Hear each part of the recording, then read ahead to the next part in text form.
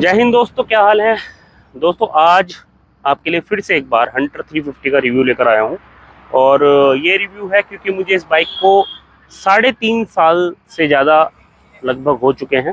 3.5 साल के लगभग हो चुके हैं इस बाइक को चलाते जाते, और लगभग 35,000 किलोमीटर मैंने इस बाइक को चला लिया। कुछ कमियाँ मुझे इस बाइक में मिली हैं जो मैं आप लोगों के साथ शेयर करना चाहूँगा। ऐसा नहीं है कि किसी बाइक को अगर आप लोगे तो ऐसी कोई दुनिया में बाइक है या कार है जिसमें कोई कमी आपको नहीं मिलेगी, लेकिन अगर आप हंटर 350 लेना चाह रहे हैं तो आपने अगर सोच रखा है कि भाई हंटर 350 हम लेंगे तो आपको क्या क्या चीज़ों का ध्यान रखना चाहिए, क्या या लॉन्ग टर्म में आपको क्या क्या चीज़ों की सामना करना पड़ सकता है, वो मैं आपको इस वीडियो में बताऊंगा। साथ ही साथ इसका माइलेज कितना है, इसकी टॉप स्पीड कितनी है, इसमें हीटिंग इशू है क्या, इसकी ग्राउंड क्लियरेंस का क्या इशू है या नहीं है, वो सब बातें मैं आपको बताऊंगा। तो मैं आपको एक एक करके बता देता हूँ। मैं अपने फ्रेंड से कैमरा ले लेता हूँ और उसके बाद मैं आपको बताता हूँ कि कैसे कैसे क्या चीज़ इसमें है। तो दोस्तों शुरुआत में आपको करता हूँ, शायद बताने की ज़रूरत नहीं है। लुक देख सकते हो बाइक का, एक बढ़िया लुक लगती है, कहीं से छोटी बाइक नहीं लगती। कॉम्पैक्ट डिज़ाइन ज़रूर है लेकिन एक अच्छी गुड लुकिंग बाइक मैं इसको कहूँगा, बढ़िया लगती है मुझे। देखो लुक में कोई दिक्कत नहीं है, बाकी अपनी हर एक व्यक्ति की चॉइस होती है। और बात करूं मैं अगर इंजन की, तो इंजन को थोड़ा सा हम समझते हैं। जैसे कि आप सब जानते ही हैं, जे सीरीज़ का 350 सीसी का इंजन है जो सभी रॉयल एनफील्ड की बाइकों में मोस्टली 350 सीसी में सभी में आता है, मोस्टली का सभी में आता है।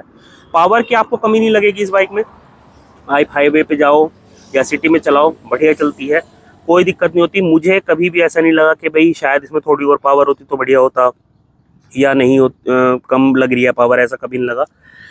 इसके बाद दोस्तों एक सीट की बात हम कर लेते हैं।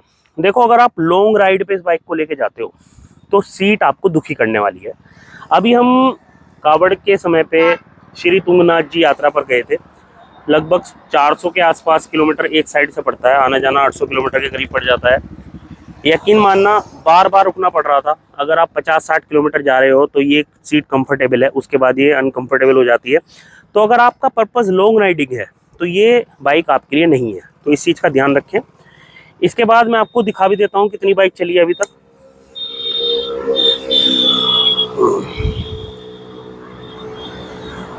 35,794 किलोमीटर चल चुकी है, लगभग 36,000 ही मान लो। तो ये इसका जो स्पीडोमीटर है और बाकी सब चीज़ें इसमें आपको मिल जाती हैं, यहीं से आप इसको चेंज भी कर सकते हैं। स्विच गियर वगैरह आप देख ही सकते हैं इसके, काफ़ी ठीक है। आपको बता दूँ ये जो स्पीडोमीटर है ये एक बार मेरा ख़राब हो गया था, थोड़ा साफ़ सफाई करी तो चालू हो गया। अगर ये वारंटी में नहीं होती गाड़ी तो ये लगभग 6,500 रुपये का है, लेकिन चांस की बात है कि ख़राब नहीं हुआ, सही हो गया। वारंटी में होता है, अगर ख़राब हो भी जाता है तो चेंज हो जाएगा वारंटी में। इसके बाद दोस्तों जो इसका चैन सेट है ये 2 बार मैंने पलटवा लिया है अब तक।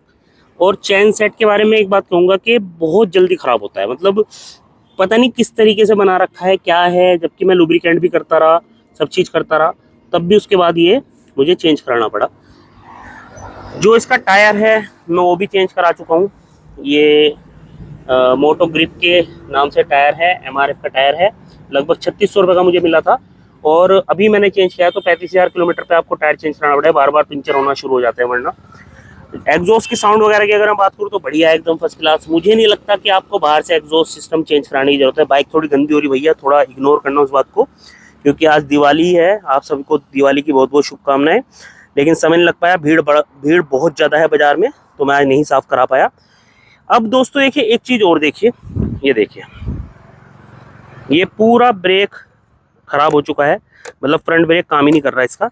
अभी मैंने इसको शोरूम पे भी दिखाया तो मुझे बताया गया कि ये जो पैनल है ये ख़राब हो चुका है इसका, जिसकी कॉस्ट जो है लगभग 2600-2700 रुपये के आसपास मुझे बताई गई है। लेबर को चार्जेस अलग से जोड़े जाएंगे, मतलब 3,000 रुपये का खर्चा हो गया। अब ये क्यों ख़राब हुआ, ना तो बाइक कभी गिरी ना कुछ हुआ, अपने आप से ख़राब हो गया, तो मुझे नहीं समझ आया। तो ये एक मुझे शिकायत है। इसके अलावा दोस्तों अब मैं बात करता हूँ इसकी ग्राउंड क्लियरेंस की। ग्राउंड क्लियरेंस देखो भाई, बिल्कुल ईमानदारी से बताऊंगा, मुझे कभी ऐसा नहीं लगा कि बाइक टकरा रही है कहीं पे या ग्राउंड क्लियरेंस कम है, या हाँ कोई बहुत ऊंचा कोई ब्रेकर आ जाता है तब उस पर हल्का फुल्का टच कभी हुई होगी, लेकिन मुझे कोई इशू नहीं लगी। साथ ही साथ बहुत सारे लोगों को ये शिकायत रहती है कि भाई ये हीटिंग बहुत करती है बाइक का, हीटिंग का बहुत ज़्यादा दिक्कत है। हीटिंग की दिक्कत नहीं है। देखो मैं आपको बताऊँ, हमारा जो एनवायरनमेंट है वो बहुत ही ज़्यादा गर्म है हमारे देश का पहले ही, और जब आप गर्मी में इसको चलाओगे, बड़ा इंजन है तो हीटिंग आपको फील होगी, अनकंफर्टेबल फील होगा। तो आप प्रॉपर जीन्स वगैरह जूते वगैरह पहन के इसको चलाएं, हीटिंग होती ही है, लेकिन इशू कोई नहीं होता। मतलब ऐसा नहीं हुआ कभी कि बाइक इतना ज़्यादा हीट हो गई कि बाइक बंद हो गई या बाइक ने रेस्पॉन्स करना बंद कर दिया। हीटिंग का इशू कोई नहीं है, हीट होती है, बाइक अनकंफर्टेबल हो जाती है, ये बात सच है। माइलेज की अगर मैं बात करूँ, बहुत सारे लोग जानना चाहते हैं इस बाइक का माइलेज क्या है, तो मैं आपको बताता हूँ। ओवरऑल माइलेज आप मान सकते हैं 35-36 किलोमीटर पर लीटर का, हाईवे और लोकल में।